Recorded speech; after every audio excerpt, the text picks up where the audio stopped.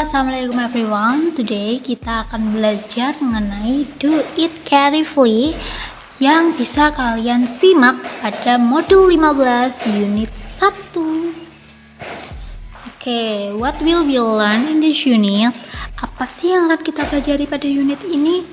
Oke, kalian diharapkan mampu untuk mengetahui bagaimana cara pembuatan teks prosedur dan memahami isi dari teks prosedur. Oke. And the next, what is procedure text? Apa sih prosedur itu? Oke. Text procedure is one of text to inform reader about the step to do something, yaitu sebuah teks yang menginformasikan kepada pembaca tentang langkah-langkah pembuatan suatu hal, begitu. Berarti kalau ditanya what is the aim of procedure text? Apa sih tujuan dari procedure text? Oke, berarti jawabannya gimana? Ya, kalau procedure text berarti tujuannya adalah untuk menginformasikan kepada khalayak ramai atau kepada pembaca untuk tutorial suatu tertentu gitu, oke? Oke, berikut ini ada structure of procedure text, yaitu ada beberapa struktur dari procedure text prosedur. Nah, itu ada berapa? Struktur teks prosedur sendiri ada 4 bagian. And the first is aims or tujuan, and the second is tools or alat, and the third is ingredient or material yang artinya bahan-bahan, and the last structure is step or langkah-langkah gitu. Nah, untuk penjelasannya bagaimana bisa kalian lihat pada slide ini. Oke. Untuk tujuan contohnya berarti kalau di bahasa Inggris how to make an apple gitu. Bagaimana cara membuat jus apel. Berarti itu gimana tuh tujuannya? Tujuannya adalah untuk mengetahui cara pembuatan jus apel begitu.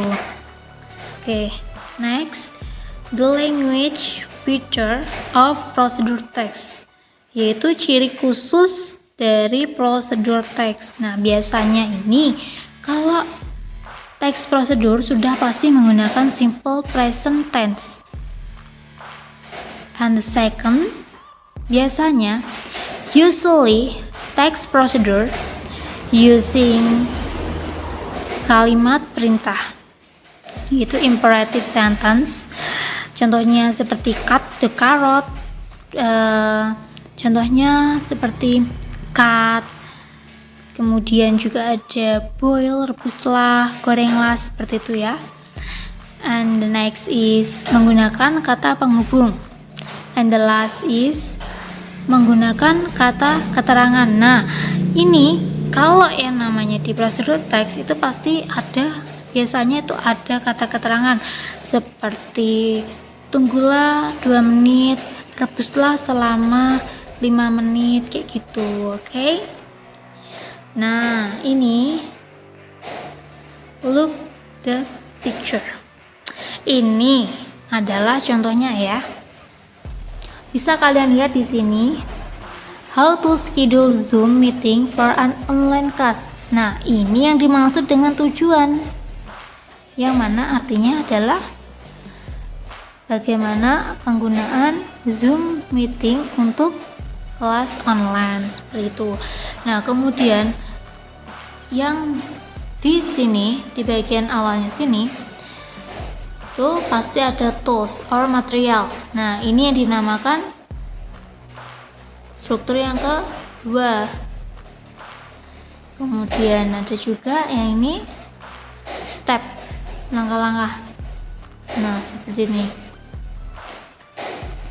Kemudian biasanya kalau ini tutorial memasak atau apa gini ya, ini tuh pasti ada tools atau ingredient di sini. Nah, Kalau toolsnya itu biasanya seperti panci, terus pisau dan lain-lain gitu ya. Kalau ingredientsnya berarti seperti sayur-sayuran apa yang dibutuhkan begitu. Kalau di strukturnya teks prosedur untuk memasak dan lain-lain. Kalau ini kan kebetulan teks prosedurnya ngapain ini tadi? Cara mengoperasikan Zoom meeting ini ya. Nah, ini adalah contoh dari teks prosedur. Nih di sini berarti bagian apa?